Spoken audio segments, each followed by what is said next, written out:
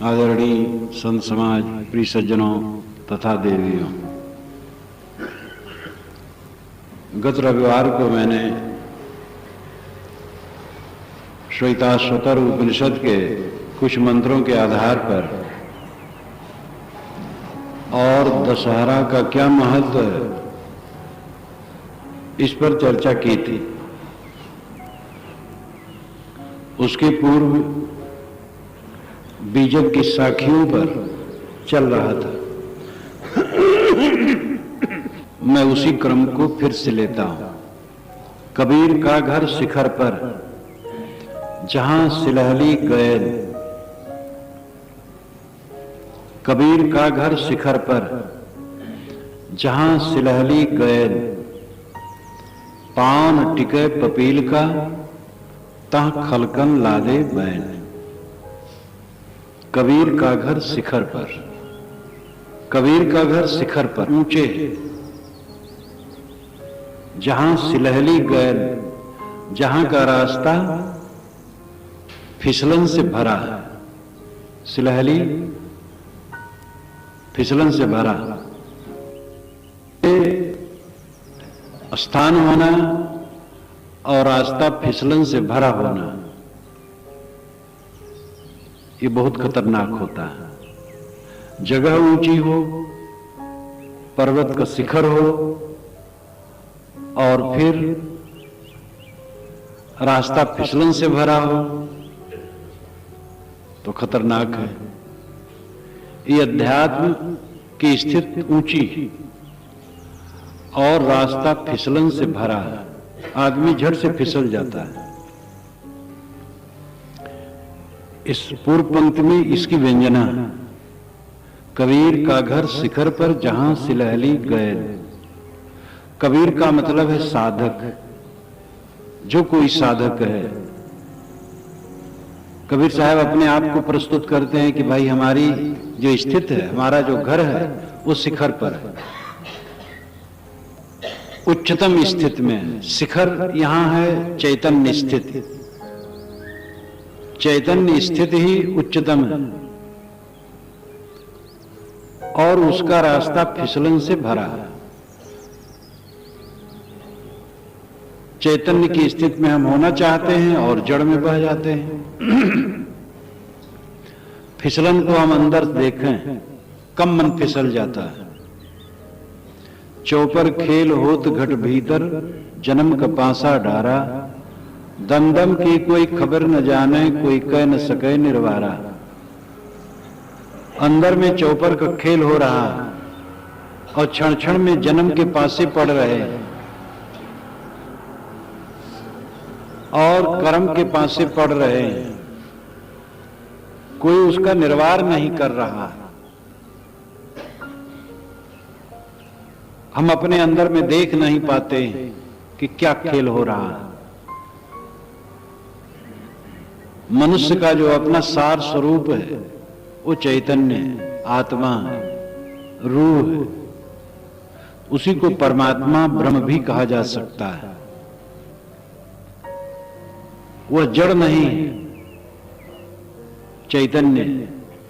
और उस चैतन्यता में स्थित होना, उच्च शिखर में स्थित होना, मन निर्विकारी होना और सदैव ज्ञान में रमना, ये उच्च शिखर पर स्थित होना है। कबीर का घर शिखर पर, जहां सिलहली गैल। सिलहली गैल फिसलन से भरा रास्ता। साधक अनाद काल से वासनाओं से वासित है, इसलिए उसका मन उधर जाता रहता है। गलत बातों की तरफ जाने में देरी नहीं लगती। अच्छी बातों को मन बहुत कम ग्रहण करता है, लेकिन जब अच्छी बातों का महत्व समझ जाता है, उसका अभ्यास करता है और उसमें मन रम जाता है, तो गलत बातें अगर थोड़ी आ जाए तो मन में चोट लगती है और धीरे धीरे ऐसी स्थिति भी आती है जब वो गलत बात उसके मन में नहीं रह जाती, चित्त बिल्कुल निर्मल हो जाता है। सिलहली गैल है, फिसलन से बड़ा रास्ता है, तो इसका मतलब ये नहीं है कि कमर पकड़ करके बैठ जाना है। फिसलन से तो इसलिए बड़ा है क्योंकि आदत खराब है। लेकिन जब हम उस चैतन्य स्थित, उस स्वरूप स्थित, आत्म स्थित के महत्व को समझ जाएंगे और जीवन में उसकी चरितार्थता हो जाएगी, तो उसके समान और कुछ लगेगा नहीं। जीवन में शांत, ये सबसे बड़ा सुख है। आत्म उपलब्धि जीवन में सबसे बड़ी उपलब्धि है। अपने को जान लेना और अपने को पा जाना, ये जीवन की उच्चतम स्थिति। यही कबीर का घर शिखर पर होना है। कबीर का घर शिखर पर है, ज्ञानी का, साधक का घर उसकी स्थिति शिखर पर है, उच्च अवस्था में है। पाँव न टिके पपील का तहाँ खलकन लादे बैल। जहां चींटी के पैर न टिके वहां दुनिया के लोग बैल लाद करके पहुंचना चाहें, कैसे पहुंचेंगे? साहब के कहने का तरीका भी कितना चोटदार और कितना व्यंग। पाँव न टिके पपील का, जहां चींटी के पैर नहीं टिक पाते हैं वहां बैल लाद लाद करके लोग पहुंचना चाहते हैं। बैल लाद करके पहुंचने का मतलब क्या है? गंगा में नहा करके मुक्ति चाहते हैं। मोक्ष मालूम होता पान तंबाकू का सौदा हो गया। गंगा में नहाओ मुक्त हो जाओगे, नर्मदा का नाम लोगे मुक्त हो जाओगे। अयोध्या, एक पंडित जी मुझसे कहते थे कि महाराज मैं अयोध्या गया था सरयू स्नान करने, तो अयोध्या के तट पर एक महात्मा का भाषण हो रहा था, तो दोनों हाथ उठा करके कहें, सरयू की तरफ पहले हाथ किए तब देव मंदिर की तरफ, कहें यहां आज जो नहा लिया और जा करके भगवान का दर्शन कर लिया और आज मुक्त हो जाएगा। तो अब गंगा में नहा ले, गंगा में नहाना भी ठीक है, कहीं देव मूर्ति हो उसको भी देख लेना, कोई बुरा नहीं है, लेकिन इतनी मुक्ति हो जाएगी। मुक्ति क्या है? मुक्ति कोई पान तंबाकू का सौदा है, 4 पैसा दे दो ले लो। मुक्ति का तो मतलब है छुटना। हमारे मन का मोह, घृणा, ईर्ष्या, द्वेष, दुख, चिंता, फिक्र, मन की कलिकानी छूट जाए तब मोक्ष है। मन में जो कीड़े कुलबुलाते रहते हैं राग द्वेष के, दुख संताप के, सदैव हानि की अनुभूति होती रहती है। ये नहीं हुआ, वो बिगड़ गया, ये हमारा घट गया, ये हो गया, जो मन हरदम दुखाता रहता है, इसके निवृत्त होने पर मोक्ष। यही निवृत्त हो गया, बस मोक्ष है। मोक्ष का मतलब दुखी न होना।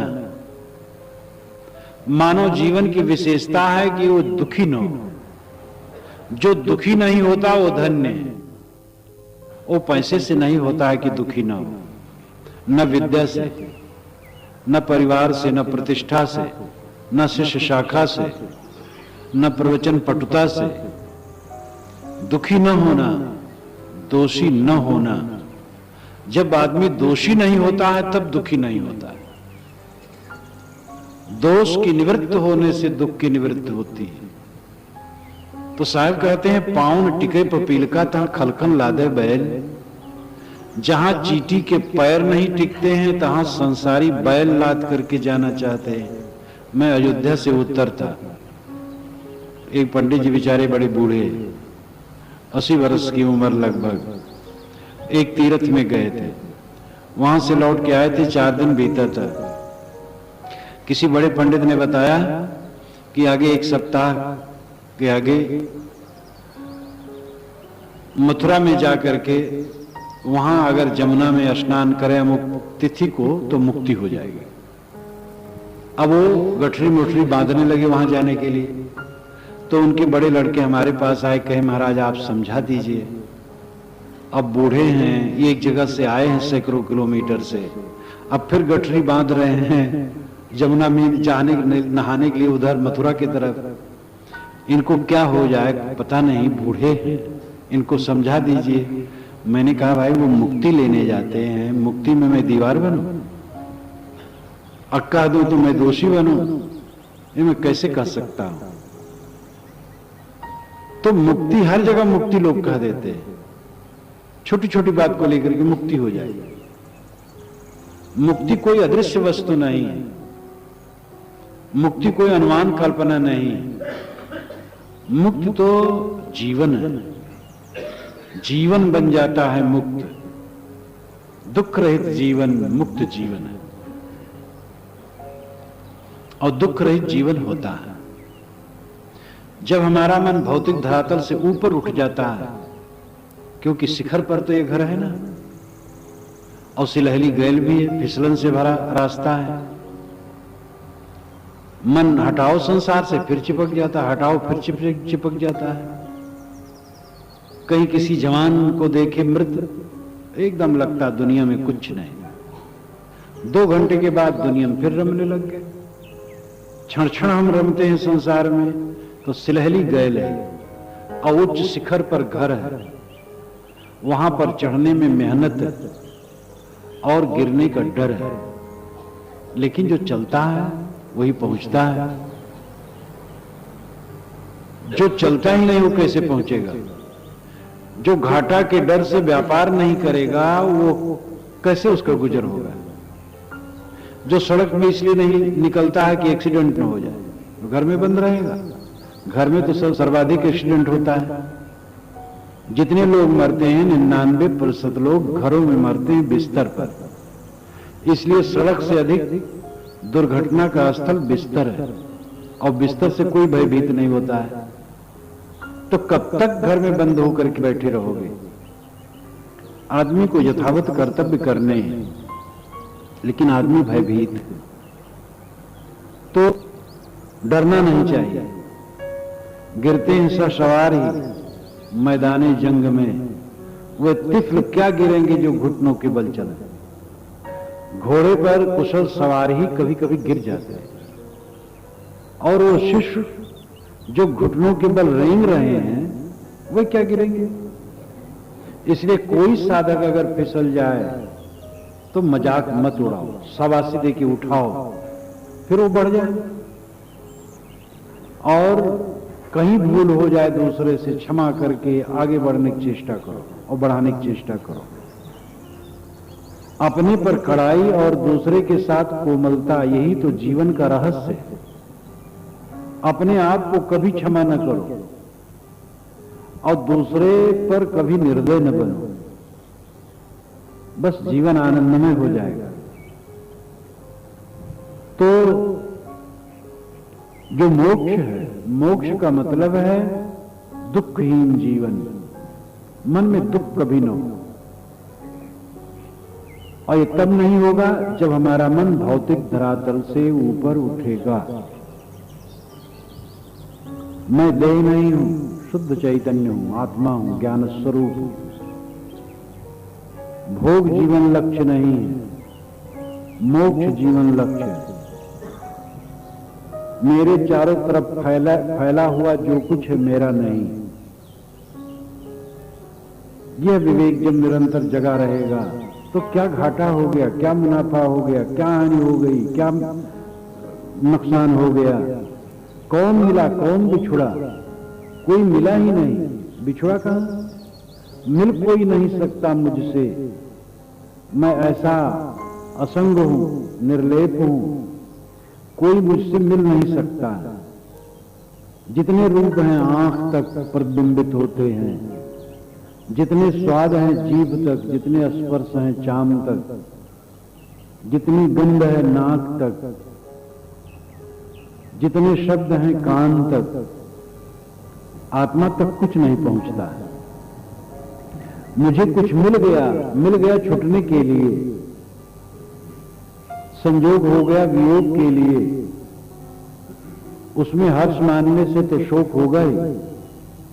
इसलिए भौतिक धरातल से मन जो हमारा ऊपर उठ जाता है, जितने क्षण उठा रहता है वही मोक्ष है। और जब यह दशा एक रस हो जाती है, इस दशा में निरंतरता हो जाती है, तब दुखों का पूर्ण अंत हो जाता है। शायद कहते हैं जहां चींटी के पैर नहीं टिकते हैं, संसारी वहां बैल पर लाद करके जाना चाहते हैं। पहले बंजारे बैल से सामान ले जाते थे और बेचते थे। तो इसी प्रकार सूक्ष्म विचार से एक मोक्ष होने वाला है, तुक्कांत होने वाला है, केवल क्रियाकांड से नहीं। क्रियाकांड का महत्व अपनी जगह पर हो सकता कुछ दूरी तक, लेकिन आत्मज्ञानी बनो। बिन देखे वह देश की बात कहे सो कूट, आप खारी खात हैं बेचत फिरे कपूर। साहब कहते हैं बिना देखे उस देश की जो बात कहते हैं वो कूर। कूर कहते हैं क्रूर को, निर्दय को, और कूर कहते हैं मूर्ख को, अनाड़ी। यहां अर्थ है अनाड़ी। स्वयं कुछ जानते नहीं, समझते नहीं है, अनुभव नहीं है, लेकिन दूसरे को बांटते हैं, दूसरे को मोक्ष बांटते हैं और अपना दुखी रहते हैं। एक पंडितानी ईसाई हो गई थी, वो बहुत प्रसिद्ध है वो ईसाई जगत में। तो उन्होंने पुस्तक लिखी कि मैं प्रभु ईसा की शरण मैंने पाई और मैं मुक्ति के आनंद से भर गई। उसके पश्चात फिर उन्होंने लिखा कि मेरा अमुक परिवार का सदस्य मर गया, मैं दुख में डूब गई, मेरे जीवन में निराशा छा गई। फिर और क्या क्या लिखती है, पढ़ करके हंसी आई। कैसे मुक्त हो गई, मुक्ति के आनंद में भर गई, और फिर कैसे निराशाग्रस्त हो गई। जरा सा अनुकूल आनंद आया, बस मुक्ति मुक्ति लोग कहने लग जाते हैं। मुक्ति का तो अर्थ है निरंतर दुखहीन अवस्था, पूर्ण शांति अवस्था मुक्ति है। जो मुक्ति एक बार पा गया वो फिर बंधन में नहीं पड़ता, और मुक्ति के बाद दुखी हो गया तब फिर मुक्त हो, तब फिर दुखी हो, तब फिर मुक्त हो। एक सज्जन ने एक से कहा आप सिगरेट पीते ठीक नहीं करते, सिगरेट छोड़ दीजिए। कहे बिल्कुल छोड़ दूंगा, 20वीं बार छोड़ चुका हूं, कोई बात बड़ी बात नहीं, छोड़ दो। जो 20वीं बार भी सिगरेट छोड़ चुका हो, एक बार और छोड़ देगा, क्या फर्क पड़ेगा, फिर पिएगा। तो मोक्ष अगर इस प्रकार लिया जाए, आज भी मोक्ष लिया जाए और कल और परसों, तो मोक्ष किस काम का? मोक्ष तो लिया और हुआ। ये ठीक है कि पहले उसका अभ्यास बढ़ता है, पहले मोक्ष में निरंतरता नहीं रहती, सुख दुख के द्वंद रहते हैं, लेकिन पूर्ण परिपक्व अवस्था में पहुंचकर फिर दुखहीन मन हो जाता है। और ऐसा दुखहीन मन जब हो गया तो वो मोक्ष है। बिन देखे वह देश की बात कहे सो कूर, स्वयं उसका अनुभव करना चाहिए, तब उसका उपदेश देना चाहिए। या अगर अनुभव नहीं है तो ये निवेदन करना चाहिए कि भाई संतो जो कहा है मैं कह रहा हूं। न बहुत ये कहे कि मुझे अनुभव नहीं है और बहुत न खोले, तो इतना तो कहना चाहिए संतों ने जो बताया उसको दोहरा रहा। लेकिन अपना कुछ अनुभव नहीं और मुक्ति का ठेकेदार बन रहा है, तो साहब कहते हैं कूर है, मूर्ख। आप ही खारी खाते हैं बेचत फिरें कपूर, स्वयं तो नमक खाते हैं और दूसरे के लिए कपूर बेचते हैं। स्वयं वासनाओं में डूबे हैं और दूसरे को मोक्ष देते हैं। मोक्ष की प्रेरणा केवल वाणी से नहीं होती, आचरण से होती। व्याकरण पढ़ना है तो वाणी काफी है, इंजीनियरिंग डॉक्टरी वकालत पढ़ना है तो उसकी वकील की, इंजीनियर की, डॉक्टर की वाणी काफी, और उससे हम सीख लेंगे। लेकिन आध्यात्मिक बोध के लिए गुरु की वाणी काफी नहीं, गुरु का आचरण होना चाहिए। वैसे आचरण तो सब जगह महत्वपूर्ण है। एक वकील हो जो आचरण संपन्न और वकालत पढ़ाता हो तो उसका प्रभाव और अच्छा है। डॉक्टर हो, इंजीनियर हो, कोई भी हो, तो आचरण तो सब जगह पूजनीय। लेकिन आध्यात्मिक क्षेत्र में तो आचरण छोड़ करके मतलब ही नहीं होता है ज्ञान का। यदि रहनी नहीं है तो कहानी की क्या होगा? इसीलिए साहब की ये साखी बहुत प्रसिद्ध है। करनी करे सुपूत हमारा, कथनी कथे से नाती, कहनी रहे सो गुरु हमारा, हम रहनी के साथी। जो कथनी करता है वो हमारा नाती है, जो करनी करता है वो हमारा पुत्र है, जो रहनी में रहता हमारा गुरु है, हम रहने के साथ हैं। कथनी करनी रहनी, कथनी वाणी से, करनी इंद्रियों से, रहनी मन से। हमारे शरीर में भी ये तीन हिस्से हैं, वाणी, इंद्रियां और मन। तो वाणी से कथनी चाहिए, कथनी गलत नहीं, ज्ञान की चर्चा चाहिए, लेकिन करनी में वो बदलना चाहिए। ज्ञान की चर्चा करनी में बदले। ऐसे ऐसे उपदेष्टा होते हैं जिनका मुंह पान, सुपारी, तंबाकू से भरा रहता है और भाषण करेंगे तो आगे स्टेज पर थूक गिरती है और ज्ञान की बात कहते हैं। तो आचरण नहीं है तो ज्ञान क्या करेगा? कथनी हो लेकिन कथनी करनी में बदले और करनी रहनी में बदले। ज्ञान की चर्चा कथनी, आचरण की पवित्रता करनी और मन की शांति रहनी। रहने का मतलब रहना, टिकना, ठहरना, स्थिर होना। और ज्ञान जब आचरण में बदलेगा तो निश्चित रहनी आएगी। तो साहब कहते हैं कि बिन देखे वह देश की बात कहे सो कूर। बिना देखे, देखे का मतलब अनुभव। देखने पर साहब बहुत जोर देते, देखने पर और सामने बात करने पर जोर देते, लिखने पर नहीं देते। कहीं कबीर सुना हो संतो, बारंबार कहीं कबीर आया, कहीं कहते हैं। गोस्वामी जी ने कहा सत्य कहो लिख कागज कोरे, सादे कागज पर लिख करके मैं सत्य कहा। गोस्वामी जी ने कभी नहीं कहा लिखने, उन्होंने कहा कहता हूं। और कहीं कभी सुनो भाई साधो, कहीं हरदम कहने के कहते हैं। मुखी जनाई बात, मत कागज छुओ नहीं, कलम गहो नहीं हाथ। चारों दुख का महात्म कबीर मुखी जनाई बात।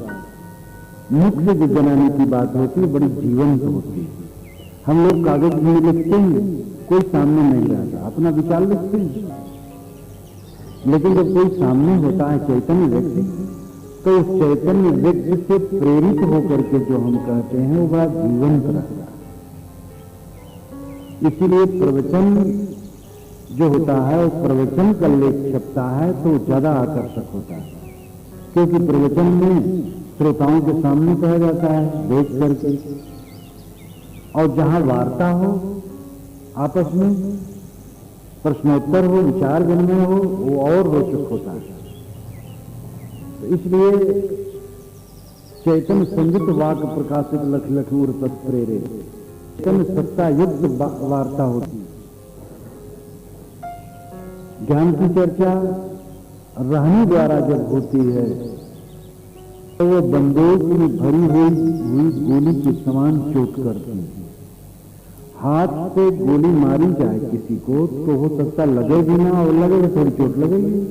और बंदूक में भर के मारी जाए तो निशाने पर प्राय बैठेगी और तोड़ डालेगी। रहनी संपन्न वाणी बंदूक की गोली, और रहनी विहीन वाणी हाथ से मारी हुई गोली। इसलिए ज्ञानी वह है जो उसके ज्ञान की चर्चा करने में बदल जाए, आचरण में बदल जाए, और आचरण रहने में बदल जाए। तब फिर उसकी जीवन की ऊंचाई है। जब ऐसा व्यक्ति हुआ तो जानो वो देखता मेरा तेरा मनुआ कैसे एक हुई। तू कहता कागज की लेखी, मैं कहता आंखें की देखी। मैं कहता सुरघावन हारी, तुम राखो अर्झाई। मेरा तेरा मनुआ कैसे खोई रे। तो तू कहता कागज की लेखी, तो कहता है कि कागज में लिखा है, बस लिखा है कहता है, सोचता कुछ भी नहीं है। और मैं कहता आंखें की देखी, मैं तो आंखों की देखी कहता हूं। तो आंखों की देखी लक्षण अर्थ इसका है अनुभव गम जो अनुभव कर लिया गया, अनुभव की बात सच्ची होती, लिखी हुई बात सच्ची हो सकती, लेकिन वह बात जिसके अनुभव में आई हो उसके लिए सच्ची, और हमारे अनुभव में नहीं आई है, खाली लिखी है और पढ़ रहे हैं, तो ठीक है, बौद्धिक ज्ञान हो जाएगा, वाचिक ज्ञान हो जाएगा, लेकिन अनुभव तो नहीं होगा। दूसरे का ज्ञान हमारा ज्ञान नहीं हो सकता है। दूसरे का ज्ञान हमारा ज्ञान परोक्ष रूप में होता है। अपरोक्ष रूप में ज्ञान हमारा तब होता है जब वो आचरण में आ जाए। क्रोध नहीं करना चाहिए। किसी का उपदेश हमने सुना तो हमारा ज्ञान नहीं बन गया, जानकारी बन गई। जब क्रोध आना बंद हो गया तब ज्ञान बन गया। और यही वास्तविक ज्ञान है, और यही देखना। बिन देखे वह देश की बात कहे सुकुर। देखने मतलब अनुभव करना, क्रोध न करना, क्रोध के संबंध में देखना, मोह न करना, मोह के संबंध में देखना। जो मोह को देख लेगा तो मोह कैसे करेगा? हम मोह देख नहीं पाते हैं। किसी वस्तु को आप देखेंगे, देखने मतलब अच्छी तरह से समझना। अच्छी तरह से समझ लेने का अर्थ है व्यामोह का खात्मा हो जाना। क्रोध क्यों करते हैं, क्यों उलझ जाते, क्यों झुठलाते हैं? पत्नी से, बच्चे से, पति से, भाई से, बेटे से, और स्वामी से, नौकर से, पड़ोसी से क्यों झुठलाते हैं? क्यों झुठलाते हैं? अपनी झुठलाहट पर हम विचार करें निरंतर। देखो झुठलाहट कम हो, और कम होते होते झुठलाहट खत्म हो सकती। लेकिन झुठलाहट पर हम कभी विचार नहीं करते। झुठलाहट में हम अहंकार करते, हम बड़े आदमी, घर के मालिक, पिता, स्वामी, गुरु, बस डंडा बांध लिए कमर में। वो कहानी तो आप जानते ही हैं कि जहां बहुत से सियार थे तो ये हुआ भाई इसमें एक महंत होना चाहिए, क्योंकि समाज का अगुवा होना चाहिए। तो एक महंत को चुन लिया गया। कुछ दिन के बाद बात यह हुई कि पहचान होनी चाहिए महंत की, और कोई आता है बाहर से, पता नहीं चलता इसमें कौन महंत है। तो कहे कि इनके महंत के कमर में डंडा बांध दिया। तो जो कोई बाहर से आएगा समझ जाएगी महंत है, तो कमर में डंडा बांध दिया गया। अब कुछ दिन के बाद कुत्ते आ गए, 2-3 दौड़ाए, तो सभी सियार बिल में घुस गए। वो भी घुसा तो डंडा ऊपर पड़ गया।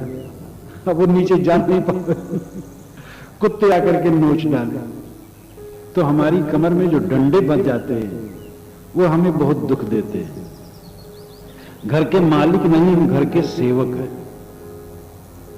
पार्टी के, संप्रदाय के, समाज के, संस्था के मालिक नहीं, सेवक। गुरु भी सेवक है। उस सेवकाई समाज की करता, अपने को सेवक मानना चाहिए। झुचलाहट आती कि हम बड़े अनुभवी। प्राय पिता लोग कहते हैं तुम 2 दिन के बच्चे, हमारे बाल धूप में थोड़े पके, तुम क्या जानो? और यही खराब करता है।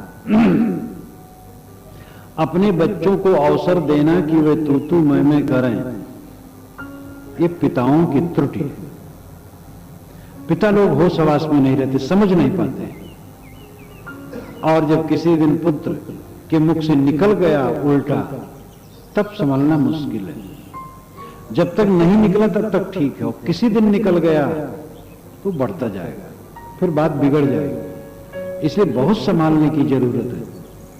इसीलिए तो बराबर ये बात कही जाती है कि 5 बरस तक बच्चे का दुलार, 5 से 16 बरस तक सावधानी, कड़ाई रखना, गलत काम न करने पाए। 16 के बाद उनको भाई समझ करके, मित्र समझ करके कोई भी अरुचिकर बात उनसे न कही जाए, और कुछ समझाना हो तो अकेले में प्यार से, स्नेह से समझाया जाए। लेकिन ऐसा करने में हमें अपने अहंकार में ठेस लगती है। मैं बड़ा आदमी, मैं पिता, मैं गुरु, मैं श्रेष्ठ, और इनको बुला करके मैं बहुत पुचकार के समझाऊं, बस डांटना शुरू। तो जब एक दिन बच्चे का दिमाग घूमेगा और उल्टा कह देगा तो आपको तलवार लगेगी। अपनी इज्जत अपने हाथ में संभाल करके चलने ही में कुशलता। क्रोध झुंझलाहट को देखो और रोज देखो, रोज देखो, देखो क्रोध गायब हो जाएगा। तंबाकू खाते हो तो देखो तंबाकू क्यों खाते, क्या फल है, देखो जरा तंबाकू को, फिर तंबाकू की डिबिया हाथ से छूट जाएगी। काम वासना की प्रबलता में डूब करके इंसान जो अपने आप को कमजोर, घृणित और निरर्थक मलिन बनाता है, उस पर सोचे, देखे उसको क्या रखा। किसी भी गंदी आदत और किसी भी कुटेव को देखो, देखो छूट जाए। देखने का मतलब है अनुभव करना, देखने का मतलब है तत्वबोध हो जाना। बिन देखे वह देश की बात कहे सो को, वह देश स्वरूप स्थित, आत्म स्थित, मोक्ष, निर्वाण, परमानंद पद, जितने ऊंचे ऊंचे शब्द हैं उस सारे शब्दों का भाव वो देश, स्वरूप स्थित देश। तो वह देश की बात जो बिना देखे कहता है वो अनाड़ी है। आप ही खारी खाते हैं, बेचत फिरें कपूर। स्वयं मन भटकता है सांसारिकता में, चिंता में, फिक्र में, दुख में, और दूसरे को मोक्ष और गति और परमानंद का उपदेश करते हैं, तो ये बेकार है। शब्द शब्द सब कोई कहे, वो तो शब्द विदे, जिह्वा पर आवे नहीं निरख परख कर ले। सभी लोग शब्द शब्द कहते हैं, राम, रहीम, अल्लाह, खुदा, गॉड, ईश्वर, ब्रह्म, ये और भी शब्द। साहब कहते शब्द शब्द तो सब कह रहे हैं, शब्दों की ढेरी लगाने से क्या वस्तु स्थित वहां हो जाएगी। हम लोग सभी बैठ करके पानी का जप करें तो क्या पानी की एक बूंद यहां आ जाएगी। इसलिए शब्द में उलझ जाना बहुत गलत है। शब्द शब्द सब कोई कहे, वो तो शब्द विदे हैं, लेकिन वो तो शब्द से विदे हैं, शब्द रूपी काया से अतीत है। पहली साखी में भी बात आई है, बिन देखे वह देश की, वह अन्य वचन। और इसी प्रकार शब्द शब्द सब कोई कहे, वो तो शब्द विदे हैं, वो और वह दोनों अन्य पुरुष हैं। तो वह क्या है, वो क्या है, आत्मस्थित, आत्म शांत। तो शब्द शब्द सब कोई कहे, वो तो शब्द विदे। जो परमार्थ दशा है, मोक्ष दशा है, कृतार्थ दशा है, कल्याण दशा है, वो शब्द विदे हैं, शब्द रूपी काया से अतीत है।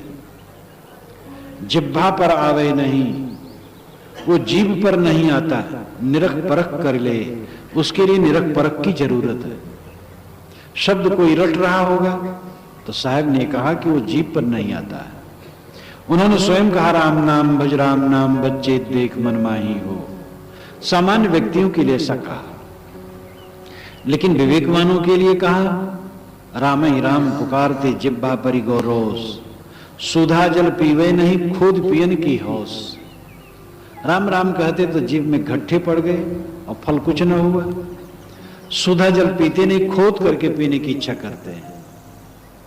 तो पात्रता के अनुसार बात की जाती है। एक साधारण आदमी है, राम राम रहीम रहीम कुछ कहे, ठीक है, लेकिन अब कब तक तुम साधारण बने रहोगे? कमाने कबूतर, खमाने खरगोश कब तक करते रहोगे? आगे तो बढ़ना चाहिए। तो जिह्वा पर आवे नहीं, वो जीभ पर नहीं आता है। वाणी से कह करके उसका व्याख्यान नहीं होता है। निरख परख कर ले, उसके लिए निरख परख की जरूरत है। निरख और परख शब्द साहब का बहुत महत्वपूर्ण है।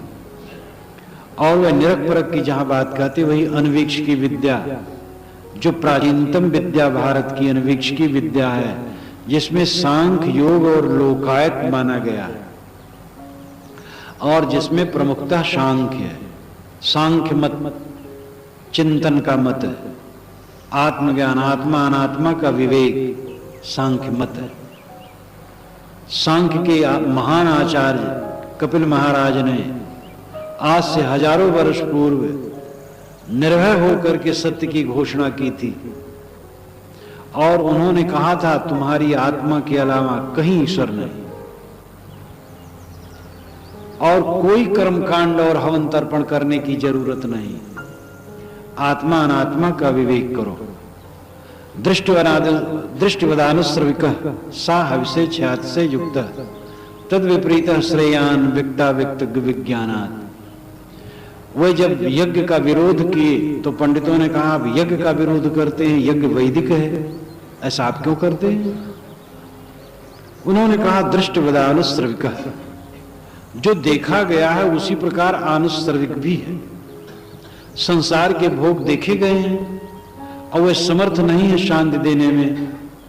इसी प्रकार जो आनुश्रविक है, स्वर्ग इत्यादि का है, उसमें भी शांति नहीं। और हवन तर्पण तुम स्वर्ग के लिए करते हो तो निरर्थक ही है। अरे भाई यहां के जो धनियों को देखो तो सुखी नहीं, तो स्वर्ग में ऐसे तो रहोगे, धनी रहोगे, तो वहां सुखी कैसे हो जाओगे? दृष्टिवदानुश्रविक सा हविषे ख्याति से युक्त। और उस आनुश्रविक स्वर्ग को प्राप्त करने के लिए जो साधन है यज्ञ है, और यज्ञ में दोष है, उसमें अशुद्धि है, क्षय है और सातिशयता का दोष है। यज्ञ करने में उस समय पशुवध होता था, इसलिए कहा अशुद्धि। यज्ञ के फल में स्वर्ग माना जाता, वो क्षयशील है। पुण्य क्षीणे मृतलोके विशंद, जब पुण्य क्षीण हो जाता है तब जीव फिर मृतलोक में आ जाता है। और सातिशयता का दोष है, कभी बेसी स्वर्ग में, कहीं किसी की बिल्डिंग ऊंची कहीं नीची है। यज्ञ जैसे बड़े करेंगे तो बड़ी बिल्डिंग पाएंगे स्वर्ग में, छोटा यज्ञ करेंगे तो छोटा मिलेगा। तो वहां विषमता से पूर्ण है। लेकिन जो मैं कहता हूं वो क्या है? दृष्टिवदानुश्रविका से ख्यात से युक्ता तद विपरीत श्रेयान, यज्ञों से विपरीत जो मार्ग है श्रेयान, मोक्ष का मार्ग है। व्यक्ता व्यक्तज्ञ विज्ञानात्, व्यक्त और अव्यक्त और ज्ञान, ये तीन का ज्ञान हो जाने से यही दुखों का अंत हो जाता है। व्यक्त है जगत, अव्यक्त है मूल प्रकृति, और ज्ञा है ज्ञाता पुरुष चेतन। जब अपने चेतन स्वरूप का, आत्मा स्वरूप का बोध हो जाता है और मूल प्रकृति जो अव्यक्त है और व्यक्त जो जगत है इसका ज्ञान हो जाता है और इसका मोह मिट जाता है, तो श्रेयान कल्याण हो जाता है। यह बात हजारों वर्षों की पूर्व कही गई है, लेकिन लोग इन सब बातों पर ध्यान नहीं देते। तो देख करके शब्द शब्द सब कोई कहे वो तो शब्द विदेह, जिह्वा पर आवे नहीं निरख परख कर ले। वह निरख परख की वस्तु है, बोध की वस्तु है, वो जीभ से रटने की वस्तु नहीं है, कहने की वस्तु नहीं है, रहने की वस्तु है। कह करके उस पर वहां नहीं पहुंचा जा सकता है, रह करके रहनी करके पहुंचा जा सकता है कुछ रहनी गहनी की बात आ बैठा रहे चला पुन जाता। साहब कहते रहनी गहनी की बात ऐसी है कि बैठा रहे आदमी वो चला जाता है बैठा वो चला जा रहा है। कैसे? जस पंथी बोहित चढ़ी वैसा, जैसे पथिक जहाज पर बैठा है और बैठा भी और चला भी जा रहा है। साहब का जमाना कार का नहीं था, ट्रेन का नहीं था, हवाई जहाज का नहीं था, नहीं तो इसका भी नाम लेते। तो उन्होंने नौका को कहा।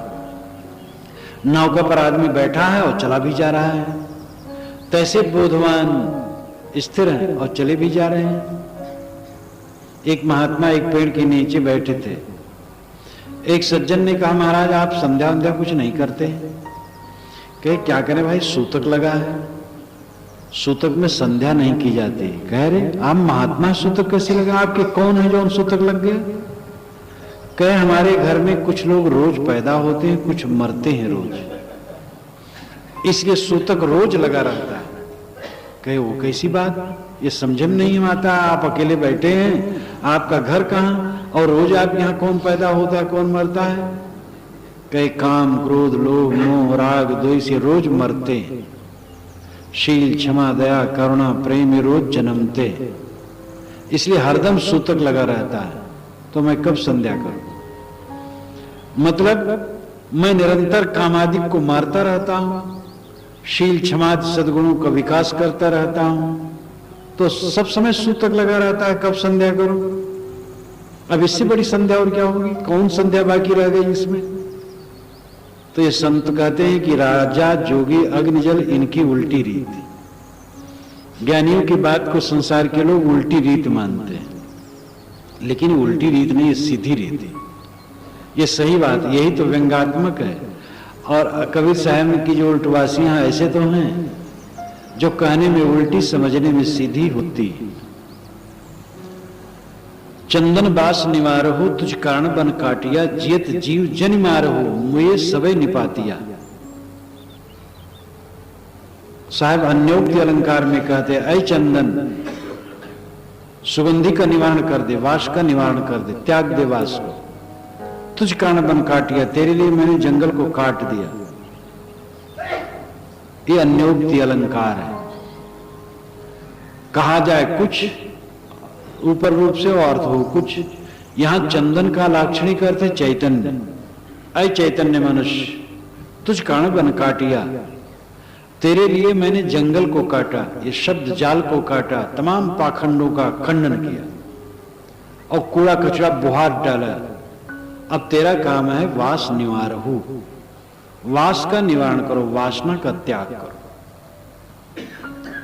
वासना का त्याग करना कल्याण है। वासना ग्रहण न करो, वासना त्यागो, मोह त्यागो। मोक्ष में कुछ पाना नहीं है, जो कुछ पाया है उसको खोना है। आजकल आज तक जो बटोर रखा है उसका विसर्जन कर देना है। कुछ मेरा नहीं है, ये अभ्यास करना है। पाना होना कुछ नहीं, मोक्ष नहीं पाना है, भगवान को भी नहीं पाना है, शांति को भी नहीं पाना है। क्योंकि शांत, भगवान और मोक्ष बाहर से पाओगे तो छूटेगी जरूर।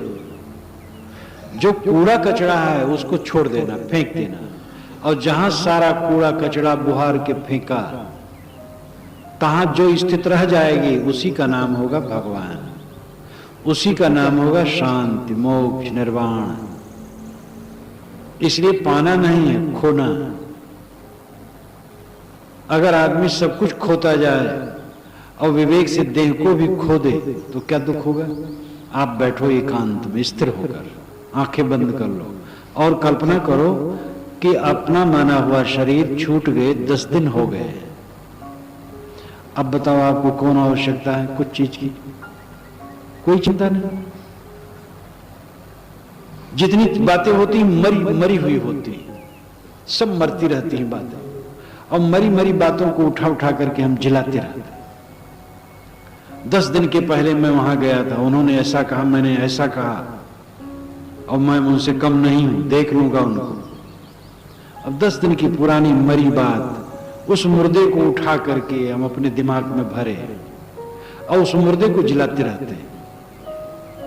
बूढ़े प्रायः अपने जवानी को जिलाते रहते हैं। 4 बूढ़े बैठेंगे तो अपनी अपनी जवानी की चर्चा शुरू करेंगे।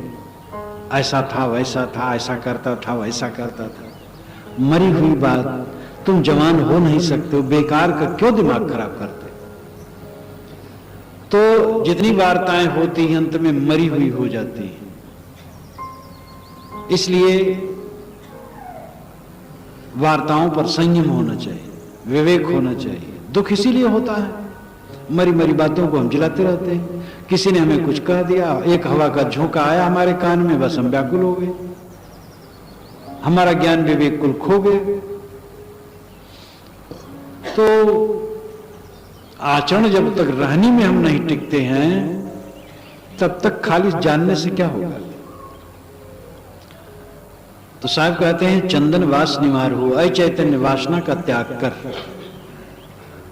तेरे लिए मैंने जंगल को काटा, सारे पाखंड को दूर किया, सारी भ्रांतियों को निराकरण किया है। अब तू ये समझ कि वासना का त्याग कर, कुछ पाने की चेष्टा मत कर, मत समझ कुछ मिलेगा।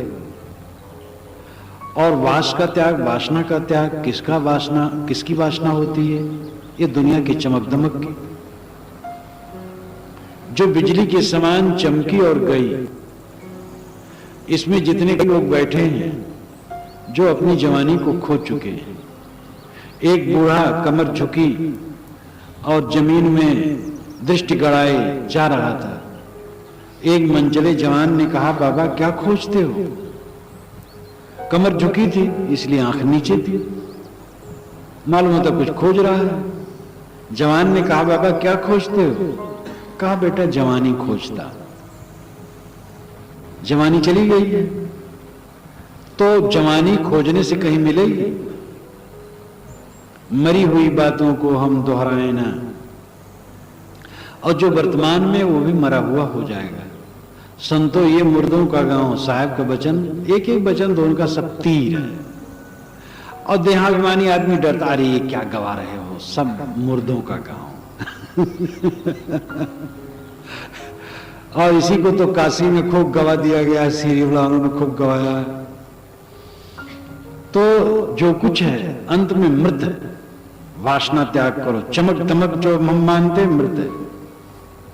वेद का वचन है, शुक्ल यजुर्वेद में ये मंत्र आता है अंतिम अध्याय में, हिरण्मयेन पात्रेण सत्यस्यापेतम मुखम तत्त्वं पूषन्न पाविर्णु सत्य धर्माय दृष्टे। हिरण्मयेन पात्रेण, हिरण्मय का मतलब है सोने के समान। पात्रेण बर्तन, सोने के समान बर्तन से सत्यस्यापेतम मुखम, सत्य का मुख ढका हुआ है। सोने के समान चमकते दमकते हुए बर्तन से सत्य का मुख ढका हुआ है। तत्तुम उसे तुम, पूषण पाविर्णु, पूषण पोषण चाहने वाले, आत्म शांति चाहने वाले साधक, अपाविर्णु हटा दे, उखाड़ दे।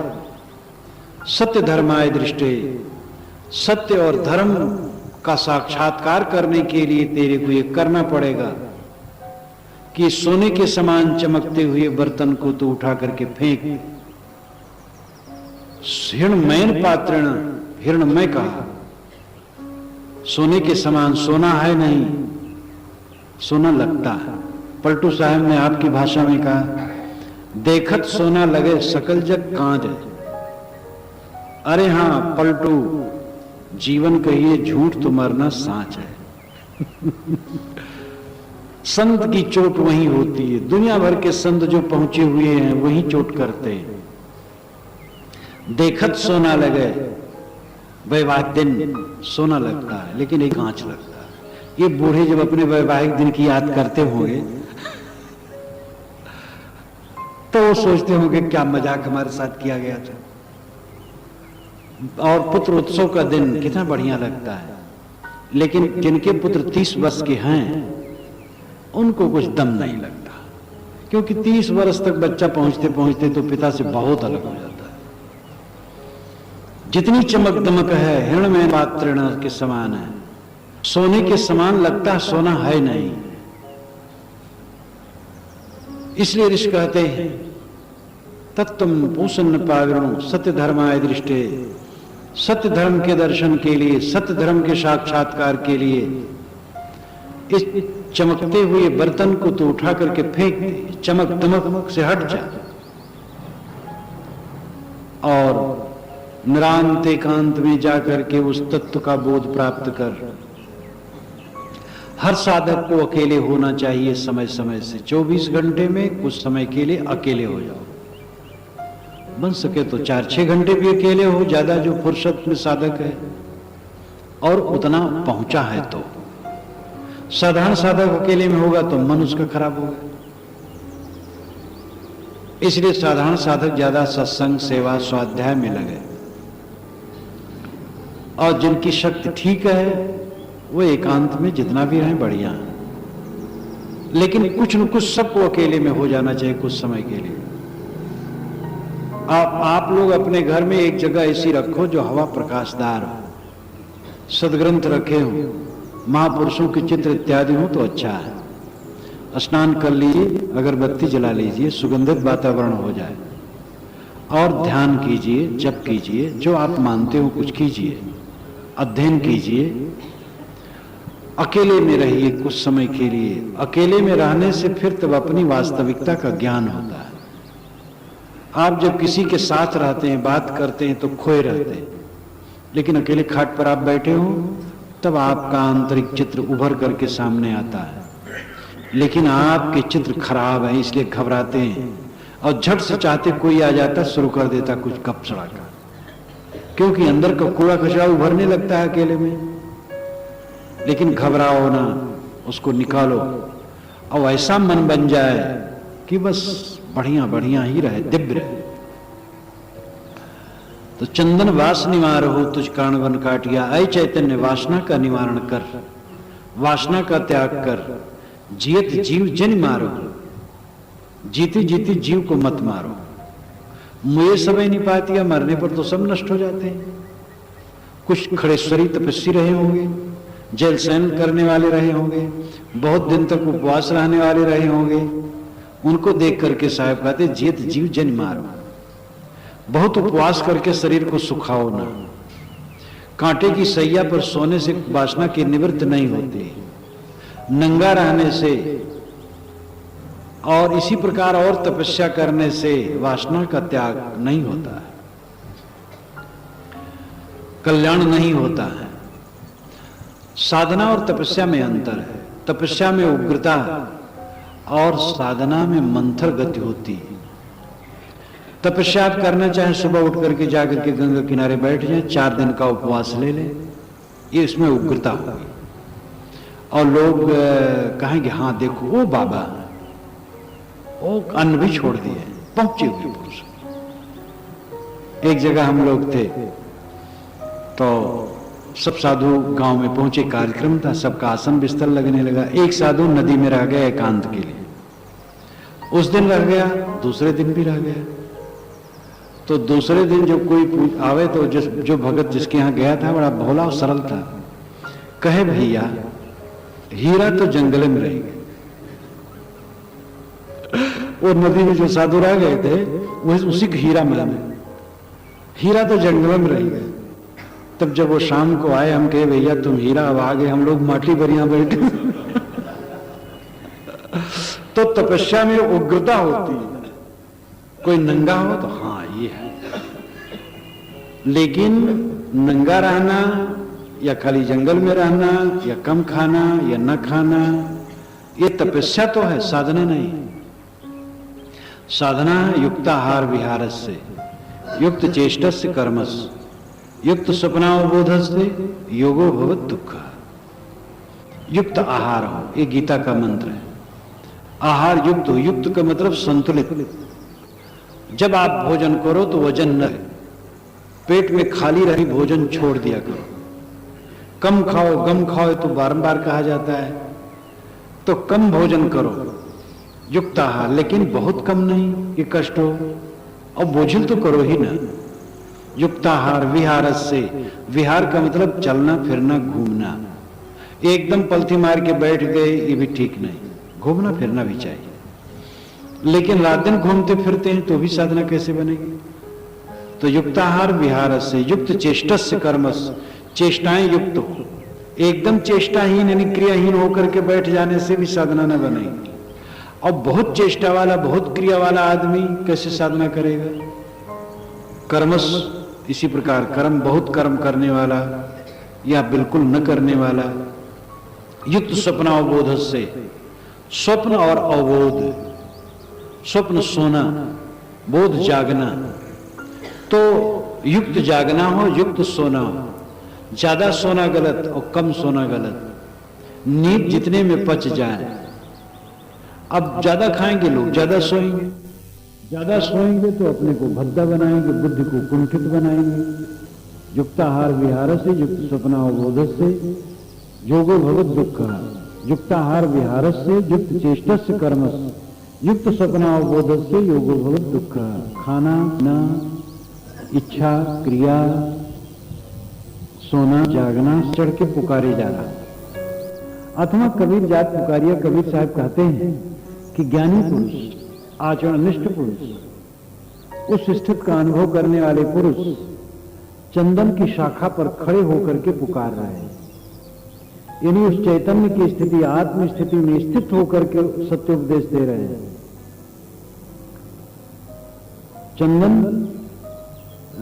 चढ़ चंदन की डार बाट लगाए ना लगे। अब अगर रास्ते में लगाने से तुम नहीं लगते हो तो पुण्य का लेता हमारा क्या लोगे, तुम स्वयं खराब हो। चंदन की डाली पर चढ़ करके पुकारने का अर्थ है उस दिव्य स्थिति में स्थित होकर के उपदेश करने की बात। जैसे पहले कहा गया था, बिन देखे वह देश की बात कहे सुस्कूर। तो चंदन सरप लपेटिया, सांप चंदन के पेड़ पर रहे और लिपटा रहे, लेकिन उसका जहर नहीं जाता। इसी प्रकार ये हमारा अहंकार का जहर अगर नहीं जाए तो सत्संग में रह के कोई क्या करेगा। ये अनेक बार देखा जाता है कि अच्छे से अच्छे पुरुष के पास रह करके भी कितने लोग हैं कि अपना विष मार नहीं पाते। कितने हैं विष मारते हैं, धीरे धीरे मरता है, एक बार तो मरता नहीं है, समय लगता है। घबराना नहीं चाहिए। कितना ही आदमी मलिन हो, कितना अज्ञानी और पामर हो, घबराना नहीं चाहिए।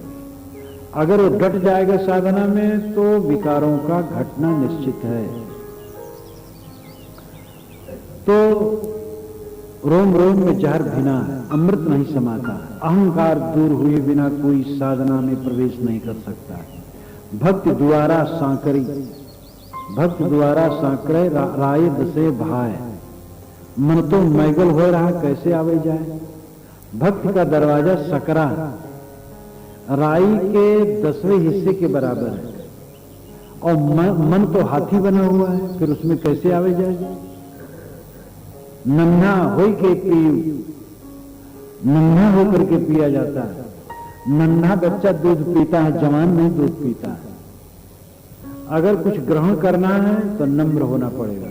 जहां गाहक तहां हो नहीं, हो तहां गाहक ना आए। बिन विवेक भटकत फिरे पकड़ शब्द की छाए। जहां गाहक तहां हो नहीं, जिसमें ग्रहण करने की बुद्धि होती उसमें हो नहीं होता, अहंकार नहीं होता। और हो तहां गाहक ना आए, जिसमें अहंकार है वो ग्राहक नहीं। बिन विवेक भटकत फिरे पकड़ शब्द की छाए। वो तो शब्दों की छाया पकड़े, बिना विवेक के भटकता फिरता। मैं जानता हूं वो क्या बताते हैं, मैं तो जानता हूं। एक जगह मेरा आसन था और मैं लेटा था। 10-20 मिनट के बाद मुझे मंच पर जाना था। नीचे पास वाले घर में एक सज्जन आए, कहे चलो महाराज जी का प्रवचन होने जा रहा है और संत बोल रहे हैं, चलो। अरे कहे क्या वही कहते हैं और क्या कहेंगे, तो मैं जानता हूं। तो मुझे आसन पर ही हंसी आई। जब उस समय से मिले तो मैंने कहा बतलाओ कि दाल भात जानते हो कि नहीं जानते हो। अरे कि महाराज उसको रोज खाता हूं। हम कहे कि किसी दिन पुराना लगता है कि पुराना तो नहीं लगता। जब भूख लगती है तो भोजन बिल्कुल नया लगता है। सुबह का सूरज सबको नया लगता है और शाम की जो वेला है कितनी सुहावनी, वो भी नई लगती है। आदमी की जहां चेष्टा होती है वो चीज पुरानी नहीं लगती। जिसे कल्याण प्रिय होगा, ज्ञान चर्चा कभी भी पुरानी नहीं लगेगी। कहत सुनत छूटे कलुष, नित खरसान लोहा घुम छूटे, नित की गोष्ठ माया मोह टूटे। रोज खरसान करने से, शान पर चढ़ाने से लोहा का मूर्छा छूटता रहता है, साफ चमकता रहता है। तैसे सत्संग गोष्ठी से विचार निर्मल होते रहते हैं। ज्ञान की जो चर्चा की जाती है वो हम सब प्राय जानते हैं, लेकिन उसको कहने से, सुनने से वैसे विचार और दृढ़ होते हैं। गंदी बात कहो सुनो तो मन खराब होता है। तो इसलिए हमें ये न मान लेना चाहिए कि हम जानते हैं इसलिए न सुने। जानते हैं तो भी बारंबार सुनना, बारंबार सोचना और विचारना। तो ये भी सूक्ष्म अहम है। ये भोलेपन से भी कहा जाता है, सूक्ष्म अहम भी होता है। लेकिन इससे और गहरा अहम होता है जो जीव को रात दिन जलाता रहता है। प्राणी पदार्थ जिनसे हम जुड़े हैं लगते हैं सच, लेकिन वे सच कहां है, अलग हो जाते हैं। जब सब कुछ को हम समझ लेते हैं, सब छूटने वाला है, अहंकार फिर किसका रहे। लेकिन हम अहंकार में डूबे, हमारे क्या नहीं, हम इतने बड़े आदमी, हम ऐसे हैं वैसे हैं।